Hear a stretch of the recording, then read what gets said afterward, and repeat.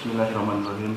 Syederulun ratusan personil Polres Biren dan tim gabungan mulai dari jajaran Kodim 0111 Biren, Dinas Perhubungan, Satpol PP dan WH serta instansi terkait lainnya dilibatkan dalam operasi Ketupat Selawah 2023. Apel pasukan operasi Selawah 2023 digelar pada Senin 17 April 2023 di Mapolres Biren dipimpin Kapolres Biren AKBP Mika Hardi Wirapraja.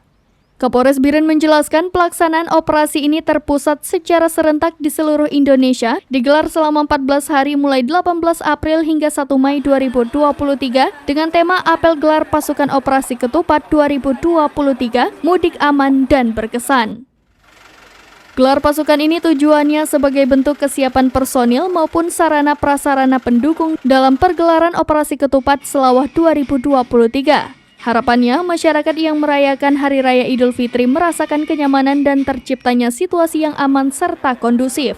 Polres Biren mendirikan 3 unit pos pelayanan dan pos pengamanan, yaitu untuk pos pelayanan terpadu di depan Bank Aceh Syariah Kota Biren, sementara pos pengamanan di wilayah barat lokasi di Bate Ili, Kecamatan Samalanga, dan pos pengamanan wilayah timur di Kedelapang, Kecamatan Gandapura. Dari Biren, Yusmandin Idris, serampinews.com.